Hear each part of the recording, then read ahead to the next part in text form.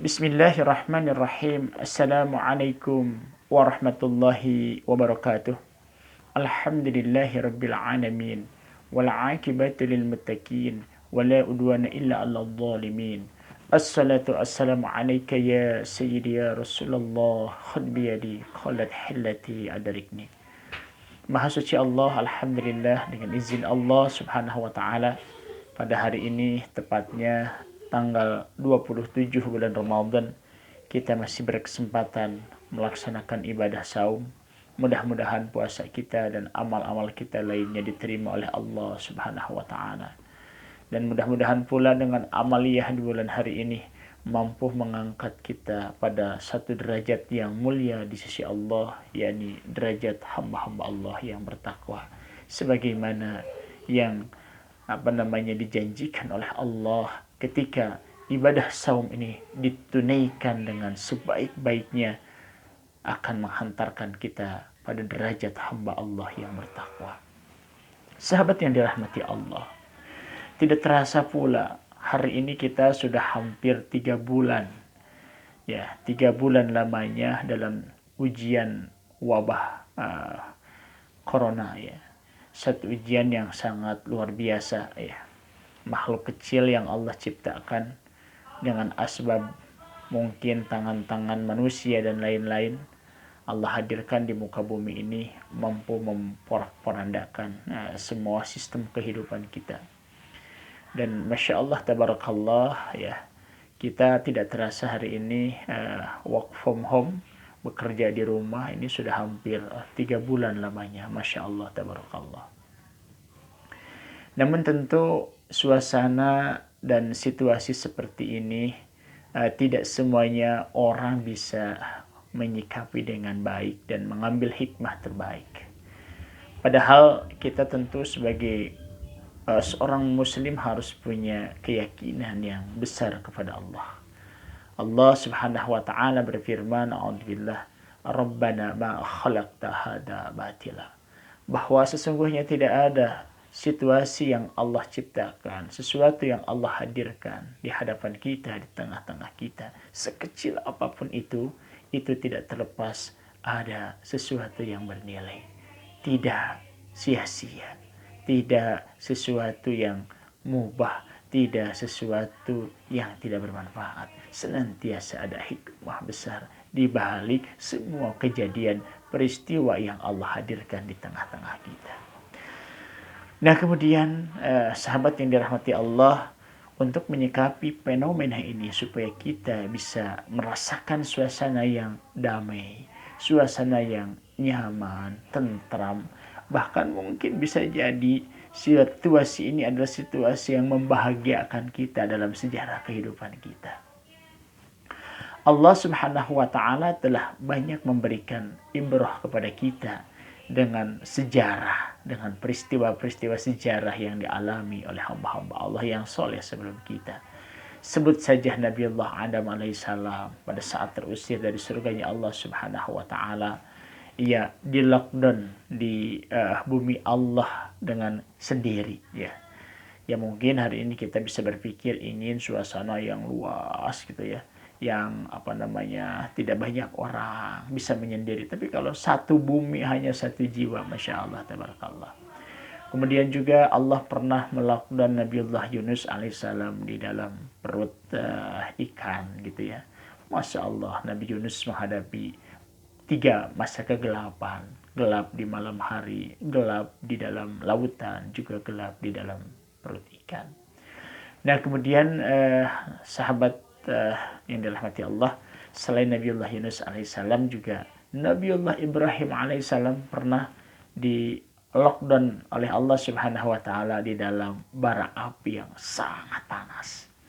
Nah, kalau kita mereview peristiwa-peristiwa yang dialami oleh para nabi, oleh hamba-hamba Allah yang soleh, adalah sesuatu peristiwa yang irasional, yang tidak bisa dirasionalkan, tidak bisa diterima oleh akal. Api sudah pasti mematikan, membunuh. Lauk, ya, ikan dalam lautan di tengah malam yang sangat gelap gulita, tidak ada potensi-potensi keselamatan selain daripada kematian.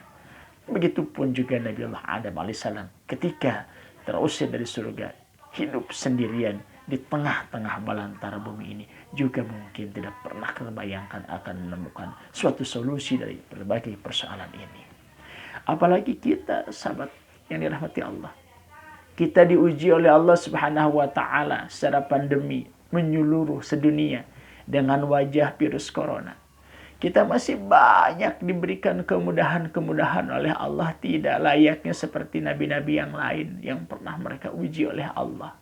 Kita masih bisa ke mall, kita masih bisa ke pasar, kita masih bisa berkumpul dengan keluarga, kita masih bisa jalan-jalan, ya. Kita asal protokol kesehatan kita lalui. Kita juga masih bisa melaksanakan ibadah dengan leluasa, masya Allah. Sehingga hadirin sahabat yang dirahmati Allah, ada 3 cara sikap kita untuk menyikapi berbagai ujian, sehingga ujian itu betul-betul menjadi sesuatu yang sangat bermanfaat dan mengangkat martabat kita di hadapan Allah Subhanahu wa taala. Yang pertama, kita harus husnudon terhadap Allah. Allah itu Maha Rahman, Maha Rahim. Allah itu Maha Rahman, Maha Rahim. Allah itu bukan Maha Zalim. Allah akan senantiasa memberikan yang terbaik kepada hamba-hambanya. Jangankan hamba Allah yang senantiasa menyebut asmanya, yang senantiasa ruku, yang senantiasa sujud, yang senantiasa mengagungkan kalamnya. Hamba-hamba Allah yang senantiasa ingkar dan menolak perintah-perintah Allah. Bahkan memusyrikan Allah sekalipun, masih Allah kasih sayang. Mindset yang harus kita bangun satu adalah berhusnudzon kepada Allah. Rabbana ma khalaqta hadza batila. Tidak ada sesuatu yang Allah ciptakan sia-sia. Akan senantiasa ada hikmah. Kemudian yang kedua, syukuri apapun yang Allah karuniakan terhadap kita di saat wabah ini terjadi. Hakikat syukur tidak ada selain memfungsikan apa yang Allah karuniakan kepada kita sesuai dengan tujuan pemberi. Allah memberikan otak kepada kita, gunakan untuk bertafakur atas keagungan Allah. Allah mengkaruniakan mata kepada kita, gunakan untuk melihat hal-hal yang berfaedah, ibadah, tilawatul Quran dan lain-lain. Allah mengkaruniakan telinga kepada kita, gunakan untuk banyak mendengar nasihat-nasihat kebajikan. Allah karuniakan mulut kepada kita, lidah kepada kita, gunakan untuk banyak berzikir, banyak bertutur kata yang berfaedah, yang bermanfaat, banyak membaca Al-Quran. Kulluhum amanah, semua ini amanah. Kepala kita, mata kita, telinga kita, mulut kita, hati kita, tangan kita, tubuh kita, semuanya adalah amanah. Momentum lockdown, momentum WFH sangat besar peluang bagi kita untuk lebih banyak taat kepada Allah Subhanahu wa taala. Mata kita akan lebih banyak melihat kalamnya. Mulut kita akan lebih banyak membaca kalamnya. Mulut kita akan lebih banyak berzikir kepadanya. Kaki kita akan semakin banyak berdiri menghadapnya. Punggung kita, kepala kita akan semakin banyak dipakai ruku dan sujud kepadanya. Masya Allah. Dan sahabat yang dirahmati Allah, luar biasa. Saya tidak bisa berkata-kata. Ternyata Allah Subhanahu wa taala di 2 bulan hingga 3 bulan semasa lockdown ini banyak memberikan sesuatu capaian-capaian, terutama capaian dunia yang sebelumnya tidak pernah saya bayangkan dan tidak pernah terjadi di luar bulan Ramadan.